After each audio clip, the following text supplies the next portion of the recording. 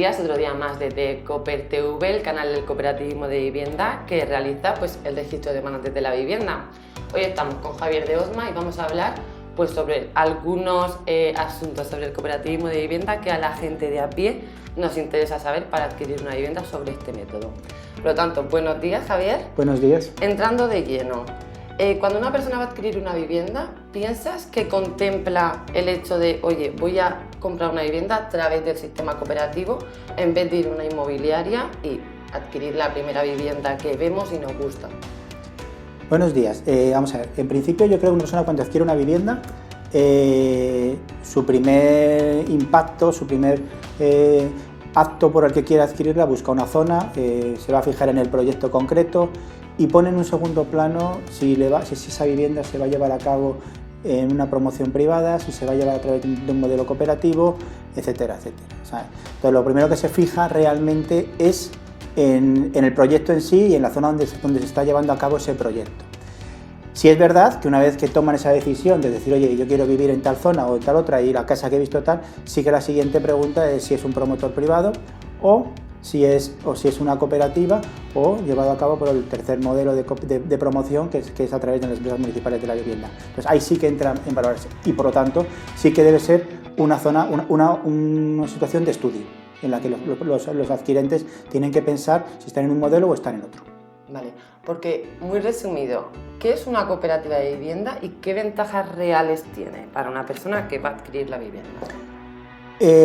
Una cooperativa de vivienda es una sociedad en la que todos sus socios son futuros adquirentes de las viviendas que se van a acometer.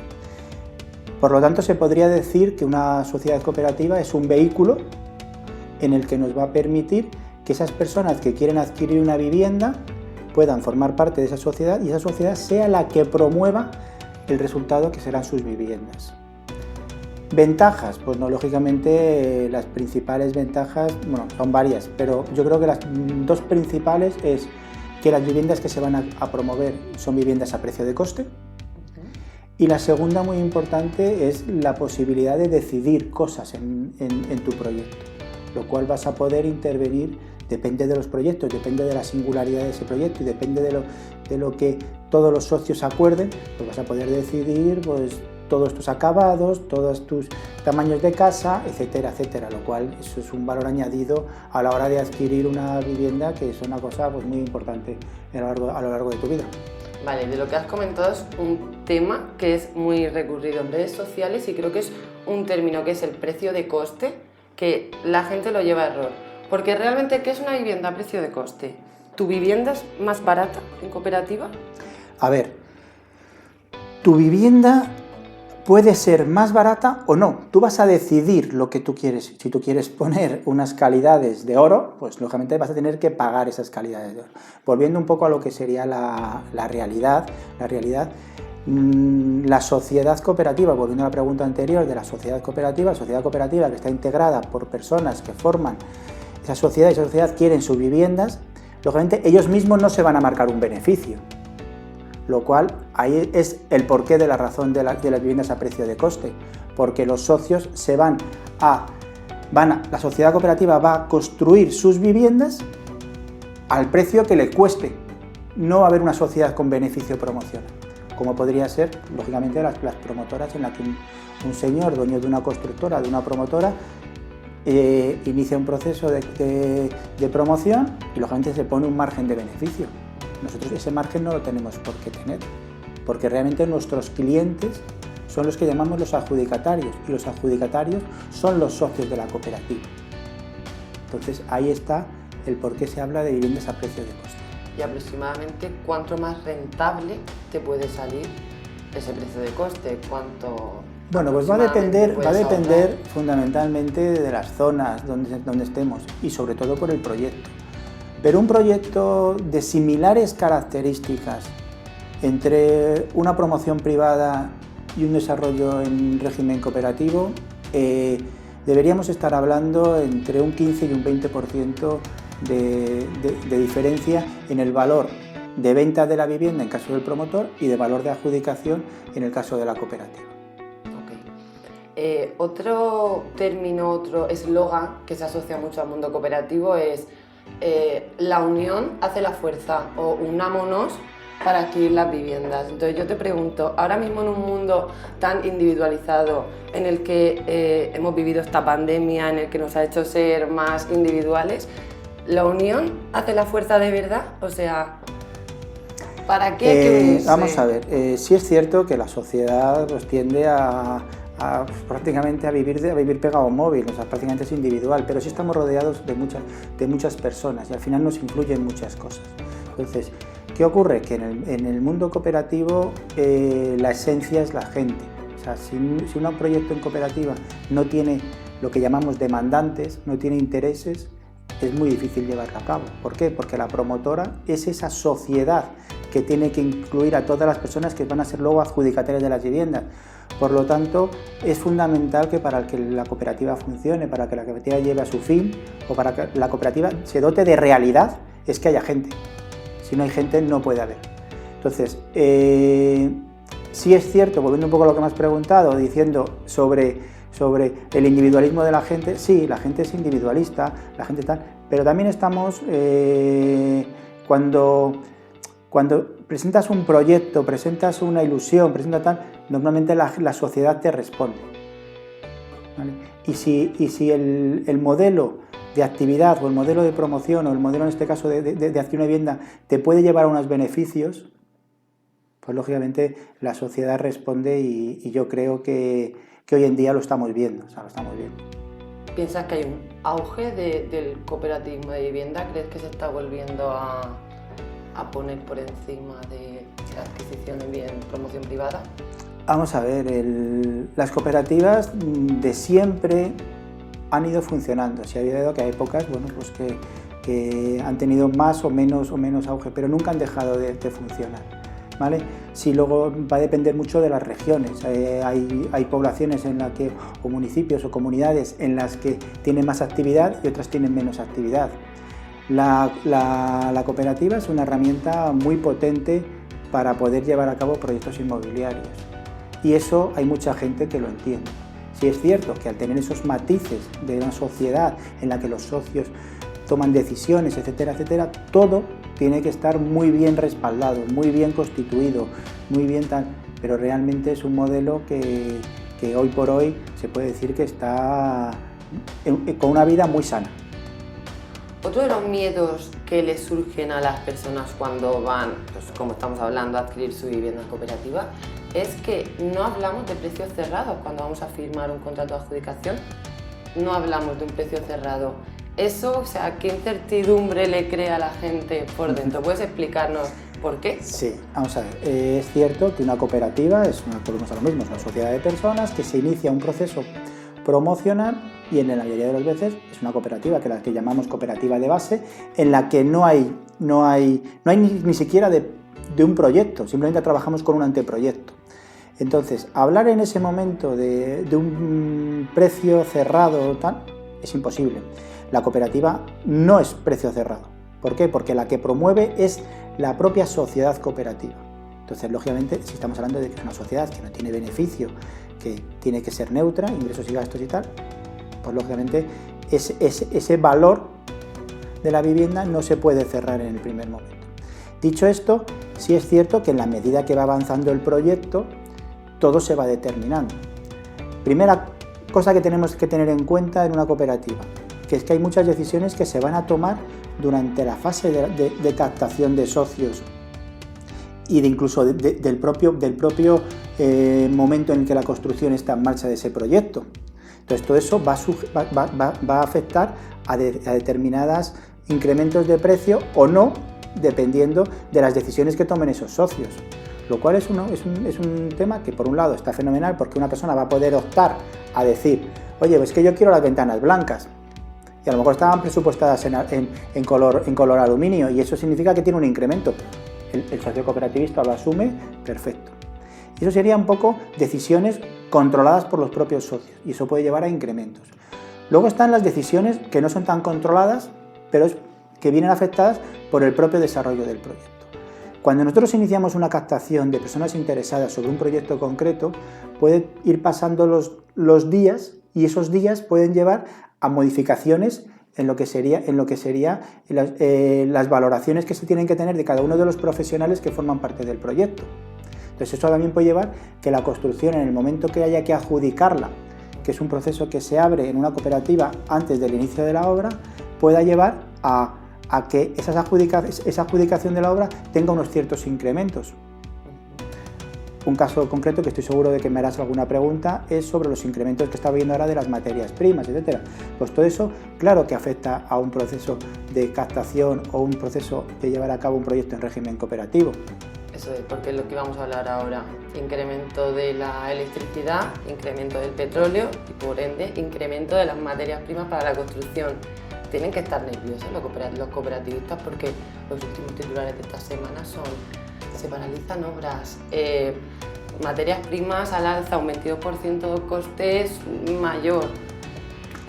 Vamos a ver, no es que haya que estar nerviosos, yo no creo que sea un tema nervioso, además yo creo que es un tema que va a ser coyuntural, que al final es será un tiempo razonablemente corto el que nos va a llevar a estabilizarnos. Es cierto que salimos de una situación, de una pandemia muy importante en la que muchísimas fábricas, industrias han tenido que parar, han parado, lo cual sus stocks están mucho más por debajo de lo que tendría que ser, independientemente de los incrementos de luz que estamos viviendo ahora, incrementos de gas que estamos incrementando, y todo eso afecta en la situación. Pero yo creo que es algo coyuntural. Es importante que una cooperativa, cuando plantea un proyecto que va a ser un proyecto a 2-3 años, sea consciente de que su valor de adjudicación de hoy es un valor que tiene que ser competitivo dentro de 3 años. ¿Por qué? Porque al final la gente, por mucho que quiera llevar a cabo su casa, que su casa se la va a hacer él, y si su valor de su vivienda al final no es un valor con respecto al mercado en el que le merezca la pena adquirirla, al final se va a llevar un chasco. Entonces eso, lógicamente, tenemos que tener muy cuidado en el que cuando cometemos un proyecto, ese valor de esa vivienda tenga un recorrido. Quiero volver un momentito a la pregunta anterior que me has dicho, porque creo que es una cosa importante que se debe conocer. Sí es cierto que una cooperativa inicia un proceso en el que todos los costes están estimados, pero no están cerrados. Entonces, lógicamente, todo eso va a tener un proceso de evolución. Pero en la medida que se va madurando el proyecto, sí se van cerrando. Y hay que tener claro que cuando se formaliza un proceso de adjudicación de una vivienda, y más cuando es un proyecto, por ejemplo, que lo lleva el registro de demandantes de Concovid, y tenemos un proceso que es un proceso de reserva, en el que es un proceso en el que las personas se vinculan al proyecto, pero no forman parte de la cooperativa, y en esa fase de proyecto, de que están en fase de reserva, es donde se empieza a engranar las distintas partidas, las distintas modificaciones, etcétera, para que la persona interesada en fase de reserva dé el salto a la cooperativa con la mayor información posible. A la hora de formalizar el contrato de adhesión, el socio cooperativista tiene que tener prácticamente claro, no al 100%, porque eso no se puede hacer, ni se puede garantizar en ningún momento, pero sí en un porcentaje alto de que los costes que se están fijando son costes que están reales, consensuados con los profesionales. Y por lo tanto, todos los contratos que se van a formalizar, es decir, desde la propia captación de socios, la gestora, que es una parte fundamental en el proyecto, la constructora, la dirección facultativa que ha trabajado en muchos casos con los propios reservistas para diseñar sus casas, estén perfectamente cerrados sus contratos. Una cosa es que el proyecto no se le pueda dar a un precio cerrado y otra cosa que todos los profesionales no tengan cerrados sus contratos. De hecho, la constructora, que es la partida más importante, tiene un contrato que se debe ser un contrato cerrado. ¿Vale? Con la constructora. Vale, porque igual que hablamos de precios estimados, tiempos estimados, ¿cuánto tiempo se puede calcular o cuánto tiempo aproximado va a llevar el desarrollo de tu vivienda? Es decir, yo me apunto a una promoción, ya no a un curso, sino a una zona. El tiempo, ¿cuánto tiempo transcurre desde que yo me inscribo a una promoción hasta que finalmente me hacen entrega de las llaves? A ver, todo depende, vamos a ver.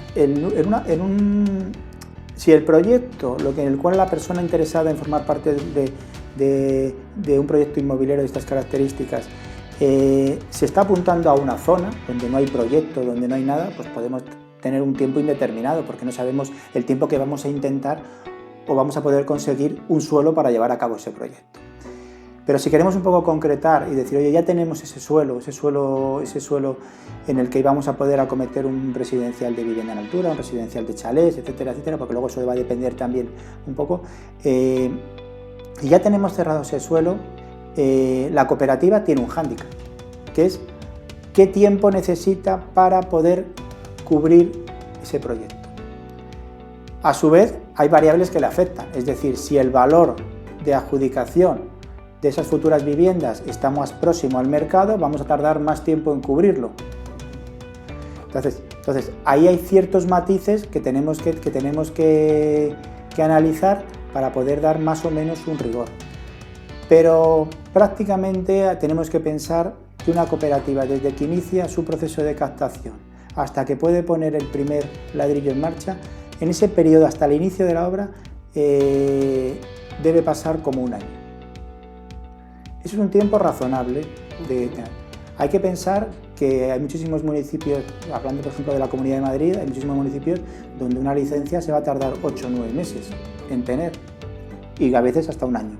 Entonces, ¿eso qué pasa? Pues que, lógicamente, es un periodo en el que la cooperativa puede ir estructurando, puede ir desarrollando su proyecto y nada más que tenga la licencia, en ese momento poder iniciar la obra. Si comparamos un poco lo que sería la actividad propia de un promotor privado y la actividad de una cooperativa, al final los tiempos son muy similares, lo que pasa es que son distintos. ¿Por qué? Porque el promotor privado, cuando él adquiere un suelo, inicia un proyecto con sus arquitectos, decide él qué es lo que quiere poner, cómo lo decide, y a partir de ese momento pide la licencia. Y no puede llevar la captación de compradores, en su caso, de las personas que le van a comprar las casas que él va a vender, hasta no tener la licencia.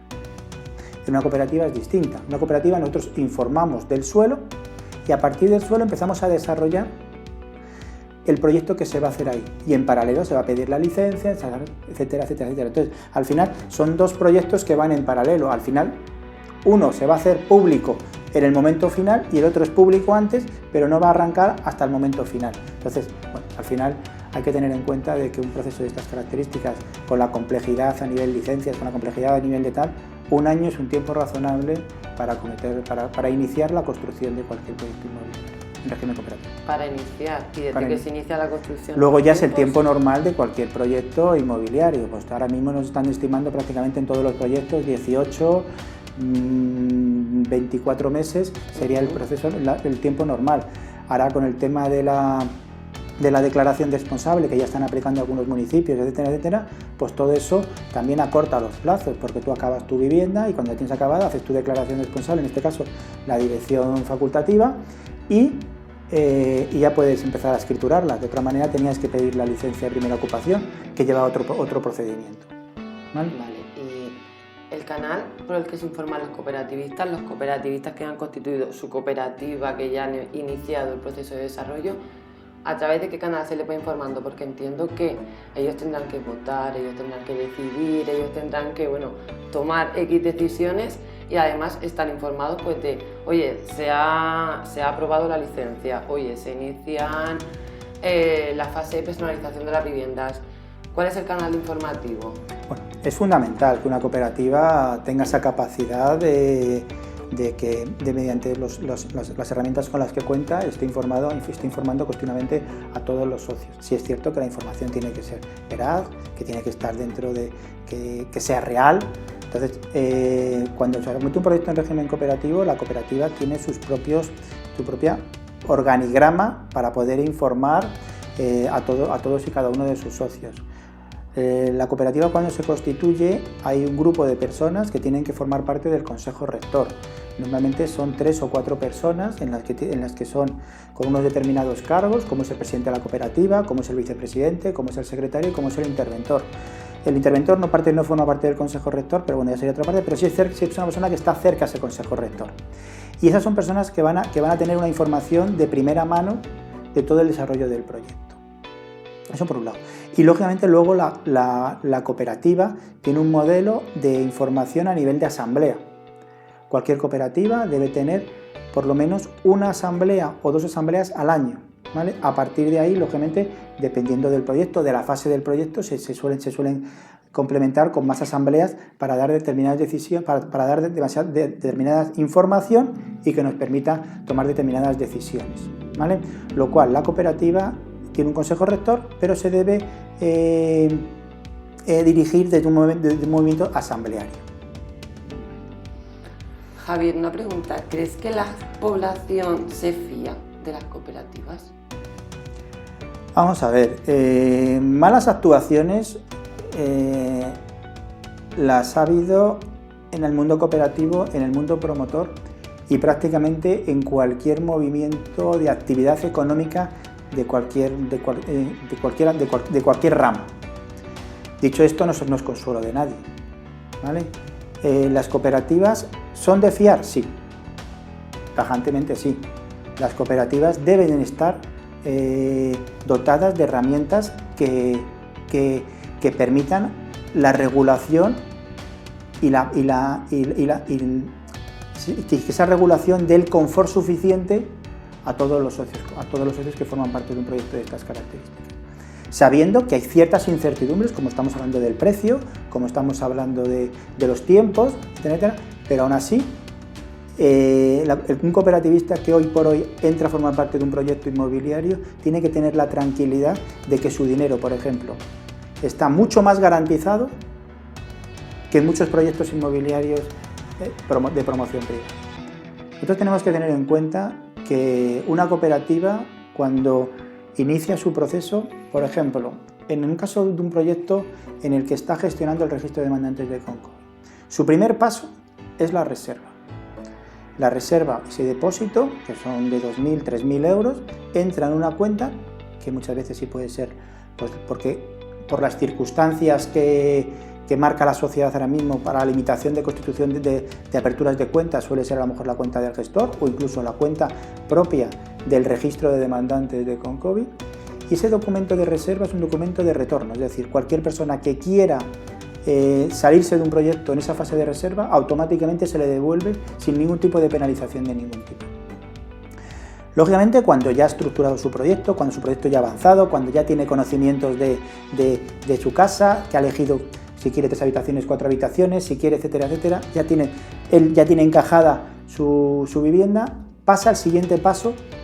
Bueno, y antes de formalizar el contrato de adhesión, también tiene ya la tranquilidad de que su proyecto es viable. ¿Por qué llamamos un proyecto viable? Porque ya técnicamente es viable, económicamente es viable y además tiene el apoyo suficiente de las personas para poder dar el siguiente paso. Lo cual ahí ya tiene mucha más información y mucha más tranquilidad que la que correspondería en un momento inicial, ¿vale? Y formaliza ese contrato de adhesión. En ese contrato de adhesión ya tiene que hacer un importe mayor, ya va a hacer 2 importes. Por un lado va a hacer el importe de capital social, ya se va a hacer socio de la cooperativa, y el segundo es ya un pago más a vivienda. Ese pago más a vivienda, además, en la mayoría de las veces se va a utilizar para poder seguir avanzando en el proyecto. Entonces, todo eso lo que hace es que ese dinero que entra en esa cuenta tenga aún muchas más miradas para poder hacer cualquier tipo de actuación. Esa cuenta que se abre a nombre de la sociedad cooperativa, las únicas personas que tienen derecho a sacar dinero es el consejo rector. La cuenta no es una cuenta del profesional, de la gestora, del registro o de quien sea, no, es gente aprobada en asamblea de que son el consejo rector. Y de una manera mancomunada van a poder disponer de ese dinero. Además, el banco, que es muy mirado para el tema de las cooperativas y el tema de los depósitos en pago de vivienda, va a tener unos filtros muy importantes para que ese dinero solamente se emplee en lo imprescindible para poder acometer el proyecto. ¿Qué es lo imprescindible? Solicitar licencia, hay muchos ayuntamientos que la solicitas y tienes que pagarla por adelantado, tasación, que el banco te va a pedir una tasación para podértela financiar el proyecto el día de mañana, geotécnico y topográfico. Prácticamente se quedan limitados ahí. Y a veces sale una pequeñita partida para la dirección facultativa, la dirección técnica, para poder pagar las tasas que le obligan a pagar en el Colegio de Arquitectos.